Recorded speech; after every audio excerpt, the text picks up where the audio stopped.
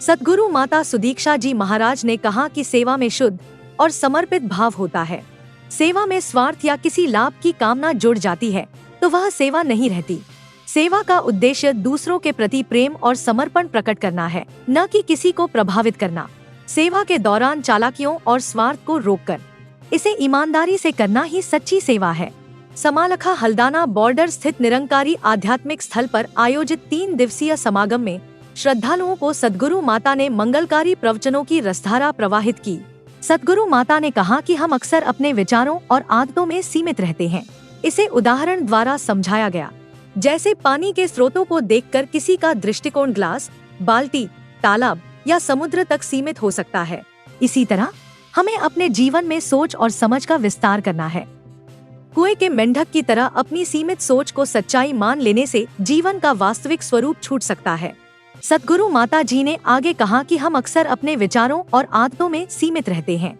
इसे उदाहरण द्वारा समझाया गया, जैसे पानी के स्रोतों को देखकर किसी का दृष्टिकोण ग्लास, बाल्टी, तालाब या समुद्र तक सीमित हो सकता है। इसी तरह हमें अपने जीवन में सोच और समझ का विस्तार करना है।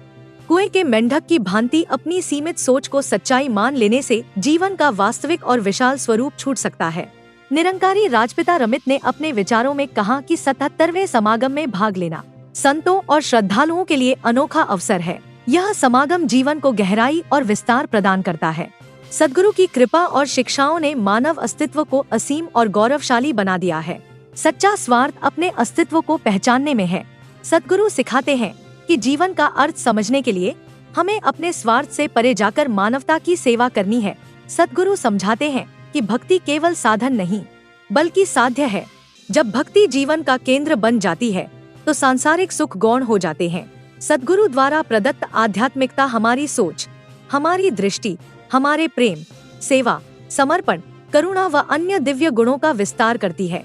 जो आज सत्संग के दौरान भी जिक्र हुआ कि हम अक्सर जितना जानते हैं हमारे लिए तो वो ही पूरा होता है, उससे आगे भी कुछ है उसकी समझ ही नहीं होती।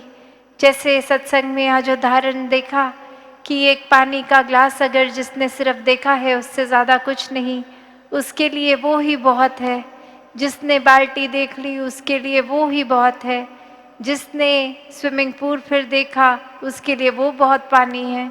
जिसने एक तालाब देख लिया उसके लिए वो बहुत पानी है। जिसने झरने नदियाँ देख ली उनके लिए वो बहुत सारा पानी है। और जिसने ये समुद्र देख लिया तो पता है अब पानी का तो इससे ज़्यादा विस्तार और कहीं देखने को नहीं मिलेगा। इससे ज़्यादा समुद्र से ऊपर पानी तो कहीं और नहीं समा सकता। तो बात वही कि हम इसमें कहीं ऐसे कुएं के मेंढक ना बन जाएं जो अपना दायरा इतना छोटा करके उसी को सच्चाई मान लें कि एक कुएं जितना ही जीवन उसी में जिया और ख़त्म भी वहीं, और यही सोचा कि जितना ये पानी मुझे दिख रहा है मेरी एक छलांग में उतना ही ये बहुत है। तो अपनी सोच को भी हम इस तरह विस्तारित करें, एक वो सोच को खुला रखें, ओपन रखें कि हर बार ऐसा ही नहीं है जो मेरे अपने ख्याल हैं, मेरी अपनी सोच है कि वही ठीक है। दूसरे का नज़रिया, दूसरे का पॉइंट ऑफ व्यू तो हमने सुनना ही नहीं है, क्योंकि जैसा हम कर रहे हैं इतने सालों से या बिल्कुल अभी वही ठीक है, क्योंकि हमारी सोच है। यहाँ अहंकार आ गया, यहाँ कंडीशनिंग आ गई इतने सालों की। तो बात वही कि विस्तार वो भी है जहाँ ये चीज़ें जो जकड़ रही हैं, बांध रही हैं, वो बंधनों को भी काटना विस्तार है।